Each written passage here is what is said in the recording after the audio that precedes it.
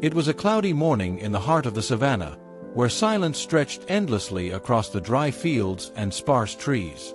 An old forest ranger named Michael was paddling his small wooden boat through a shallow swamp, surrounded by dense reeds and muddy water. He had lived alone near this part of the reserve for almost 15 years, spending his days monitoring wildlife and maintaining the balance between man and nature. But that morning was different.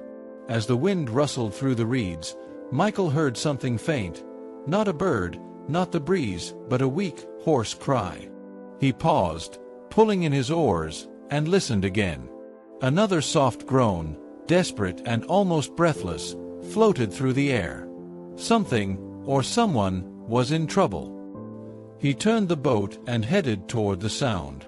As he parted the tall reeds with his arms, a heartbreaking sight unfolded before him. A small figure, almost entirely submerged in the swamp mud, barely able to move. At first, he thought it was a wild dog, or maybe a stray calf.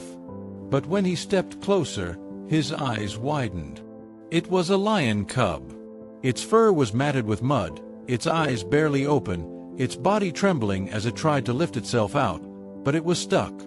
The mud had swallowed it halfway to the shoulders. Only its head and part of its back were visible. Each time it moved, it sank deeper. Michael froze for a moment. A lion, even a cub, was not something to be taken lightly. Where there was a cub, a mother was never too far behind. His heart pounded. His fingers tightened around the rope in his hand. But there was no movement, no sound, no other presence in sight. Just this small, helpless creature, dying slowly in the mud. And something in its eyes, a silent, pleading look, told him all he needed to know. There was no threat here, only desperation. Michael took a deep breath and carefully tied the rope around a nearby tree trunk for support.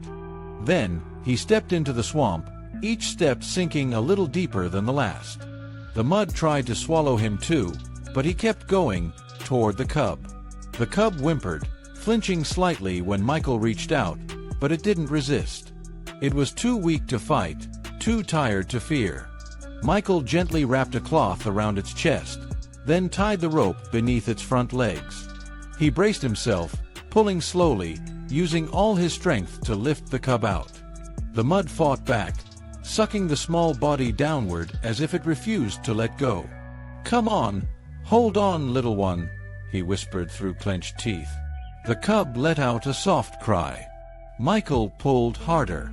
After what felt like an eternity, and 3 failed tries, the cub's upper body finally came loose with a squelching sound. Mud splattered across Michael's face and shirt. With one final pull, the lion cub collapsed into his arms, limp and cold, but alive. Michael stumbled back to the boat, carrying the fragile body like a wounded child. He laid it gently on a tarp and quickly rowed back to his small outpost. There was no time to call backup. He had to act now.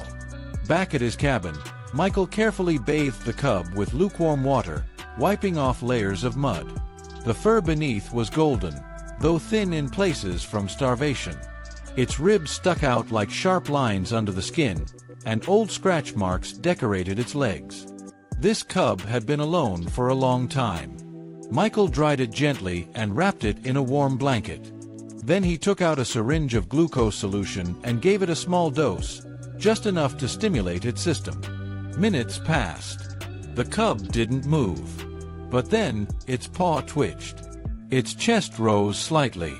And finally, its eyes opened, just for a second, and locked onto Michael's. A look of recognition, of trust. Michael felt something stir in his chest. A connection he hadn't felt in years. He placed a small bowl of water and a few slices of boiled chicken beside the cub. At first, it ignored the food.